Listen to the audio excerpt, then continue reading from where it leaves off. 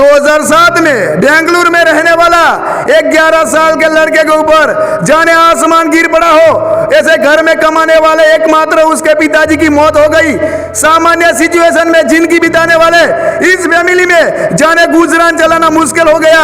ऐसी सिचुएशन हो गई कि सीड नाम के एक छोटे लड़के को स्कूल जाने से पहले अलग अलग सोसाइटी में न्यूज बेचने का काम शुरू करना पड़ा। इस काम से उस लड़के को महीने के 250 रुपये मिल जाते थे। इस सीड नाम के लड़के की माता को एक फैक्ट्री में क्लार्क का काम करना पड़ता था। वो लड़का न्यूज बेच के जो पैसे मिलते थे वो उसकी माता को दे देता था। उस कारण फैक्ट्री में काम करती उसकी माता को सहाय हो जाती थी।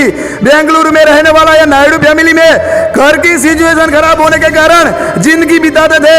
अपने घर की आर्थिक सिचुएशन को ध्यान में लेते हुए उस लड़के ने यानी सीड ने 10 दौरान के बाद अपनी स्टडी को भी छोड़ दिया क्योंकि सिचुएशन बहुत खराब हो चुकी थी। 15 साल का यह लड़का जिस फैक्ट्री में उसकी माता काम करती थी उस फैक्ट्री में यह लड़का ऑफिस बॉय की पोस्ट पे ज्वाइन हो गया।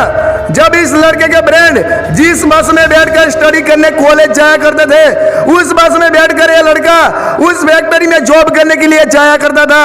ऐसे संजोगों में उस लड़के को बहुत दुख होता था। कई सारे सीड के फ्रेंड सीड का मजाक भी करते थे और उसको 70 ईयर ओल्ड बॉय कह के चिढ़ाते थे।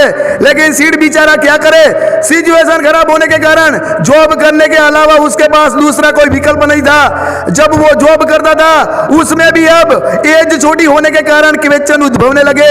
15 साल के इस लड़के को कोई काम देने को भी तैयार नहीं था क्योंकि खुद फैक्ट्री के मालिक को भी सरकारी कायदे से डर लगता था। इसलिए उसको घूम घूम कर कई सारी कंपनियां बदलकर जॉब करनी पड़ती थी और इसकी वजह से उस लड़के को फैक्ट्रियां भी बदलनी पड़ती थी। ऐसे संघर्ष के दौरान उस लड़के को एक बेंगलुरु में फेमस मॉल में हेल्थ एंड ब्यूटी स्टोर में जॉब मिल गई। इस स्टोर में काम के दौरान उसने कुछ ब्रांड बना लिए। उन सभी के साथ रहकर वो मार्केटिंग और लोगों के साथ बातचीत और व्यवहार करना सीखने लगा और इसे यह करने से मार्केटिंग में कुछ ज्यादा सीखने मिला। और जिस मॉल में वो जॉब करता था उस मॉल में कई बार फैशन शो और ब्यूटी कॉन्टेस्ट जैसी इवेंट का आयोजन किया जाता था। उस दौरान उसको ऐसे इवेंट कैसे की जाए वो सीखने मिला और वो फैशन इंडस्ट्री के परिचय में आया। भगवान ने छोटी सी एज में जवाबदारियां बहुत दी थी और साथ में उसको सुंदर देखाव की भेंट भी दी थी। उस कारण से उसको फैशन मॉडल बनने की इच्छा हो गई, लेकिन हाइट छोटी होने के कारण उसको रिजेक्ट कर दिया गया। किंतु उस दौरान एक बात सारी हुई, उसको इवेंट मैनेजमेंट में नौकरी मिल गई। उस दौरान उसकी सैलरी 15,000 हो गई। इस कारण उसकी आर्थिक स्थिति सुधरने लगी। लेकिन जिसकी छोटी सी जिंदगी में संघर्ष आया हो उसको चैन से बैठने की बात पसंद नहीं आती और उस दौरान वो फैशन मैनेजमेंट में जॉब भी करता रहा और साथ में फैशन शूट करने का काम भी चालू किया। आखिर वो वक्त आया 2017 में उस लड़के ने खुद का स्वतंत्र बिजनेस करने का विचार आया और इस लड़के ने उस दौरान सीड प्रोडक्शन नाम की कंपनी की शुरुआत की। लेकिन उसमें वो काम जितना इजी समझता था उससे काम इतना इजी नहीं था। लेकिन उसने उसकी चिंता करनी छोड़ दी। किंतु जो विपरीत संजोगों में समंदर में डूबने के बाद भी बाहर निकलते हैं उनको भी डूबने का डर नहीं लगता। 11 साल की एज में जिसने खराब सिचुएशन को भी मिटा दी हो वो अब युवान हो चुका था।